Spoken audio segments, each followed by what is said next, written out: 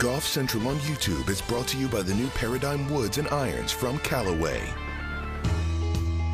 Welcome into your Golf Central update following round one of the Valspar Championship, the final event of the Florida Swing. And it is a three-way tie at the top of the leaderboard. Ryan Bren with that hole-in-one today, opening round 66 alongside Stephen Jaeger and Adam Schenk. But it is Jordan Spieth, one of the big names, who's just one shot back at 4 under, and he joined Kira K. Dixon after his round. Well, he hasn't been back here in 5 years, but Jordan, based on today's performance, it seems like he never left. 4 under. How would you describe the day? It was a good, solid round. I felt like you kind of need to get off to a good start because we got some high winds tomorrow and then some storms over the weekend, so you just never know what to expect, and it's a tough track, so you always try and plan to shoot 2 or 3 under, take advantage of the par fives, and I was able to get a couple long putts to drop today, and pushed me to 4 under, which is a really good round, yeah. Yesterday when we talked, you said you're working some things with the driver, some things with the putter. Do you feel like that work was clicking a bit today? Yeah, a little bit. I felt like I made a really nice putt on 14 on my 5th hole for birdie, and kind of hit a really nice tee ball on 16. And playing 14 through 16 3 under is a really good stretch of golf, and I started to feel nice and smooth after that. I was maybe a little off in the very early going of today. It was really cold, and it was really early, so those aren't a great combination for feeling fluid. But yeah, I just tried, as we made the turn, I just tried to set a goal in the back 9, try and hit some fairways, and I didn't find the fairway as much as I need to, but luckily my speed control was fantastic, and I was able to escape with a lot of pars. You mentioned the importance of getting off to a good start. How do you think this golf course is going to look when those conditions do roll in? Well, by the time we tee it up tomorrow, I think some people will be at 8, 9 under. It's going to be really nice this afternoon, and then the greens they're beautiful this morning. So you imagine, some guys from this wave will go out and post a 36-hole score, and just have to see what exactly the course is giving you tomorrow. And again, it really just comes down to, can you take advantage of the par fives, because the rest of the golf course is very challenging to get good looks, but the par fives you can reach most all of them in 2, and you're looking to play those 2 or 3 under, so I hope that'll probably be a goal tomorrow. Well, best of luck. Thanks for the time. Appreciate it.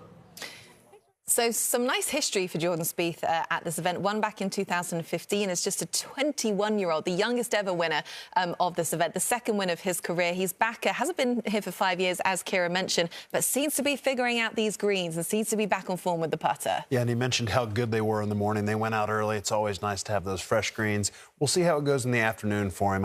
I know the wind's going to pick up. Greens are going to be a little bumpy. Hopefully he can remain patient, because it's going to be the kind of day where you hit shots offline. He was so wonderful at escaping trouble today. Played bogey-free. I don't know if that'll be the same case tomorrow, but the way he looks with his putter in his hand, I think we're going to see him here for the long haul this week. Yeah, it's at this part of the season where you do seem to see Jordan Spieth sort of come to life a little bit. He's had success of a lot of the events coming up, including, of course, the Masters, really just a couple of weeks away around the corner. What is it about this time of year that kind of brings out the best in Spieth, do you think? I think it's got to be the Masters. He gets up for the Masters. He's pretty much in it every week, and so any tournament that's within the bubble around that first week in April, I think he's sharp. He prepares his game to be really ready by that Masters week, and it's clear it's a little bit ahead of schedule so far. Okay, so Jordan Spieth, he's going to be in that afternoon wave tomorrow, which is sure to be some of the tougher conditions that we're going to see out there at Innisbrook. So Jordan Spieth is just one back of the lead, though, heading into tomorrow. He was playing alongside 2-time defending champion Sam Burns today. Got off to a bit of a tricky start, bogey on his opening hole, but bounced back with 4 birdies on his front 9 for an opening round 2 under 69, and he caught up with Kira. All right, well, Sam Burns has a chance to do something this week in the field that nobody else has a chance to do, and that's to make history and get that three-peat. And you put in some work towards doing that today with that 2 under. How would you describe the day overall? Yeah, I think solid day overall.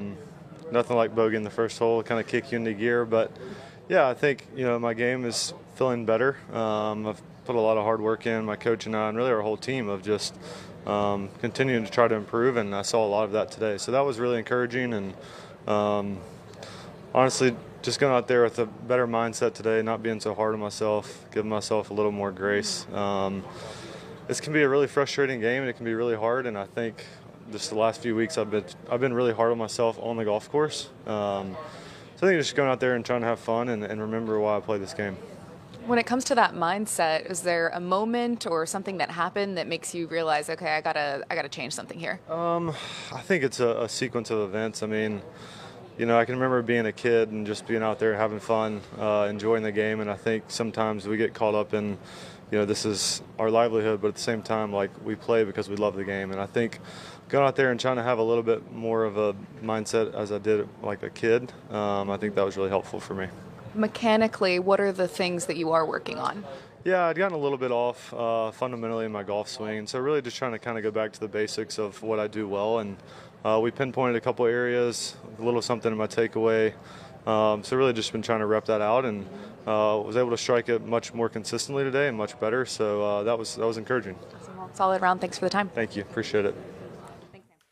So Sam Burns, he earned his first ever PGA Tour event at this event in 2021, backed it up in 2022. Phenomenal season last year, 3 wins on the PGA Tour, one of the most successful seasons of anyone out there. What makes him so good, especially at this course? Well, I just think he's a great long iron player. This golf course has 5 par 3s. They're all extremely challenging, ranging from 190 yards to 240. So you have to be good with your long irons to succeed. And we saw him birdie 15 today. We saw him birdie 17.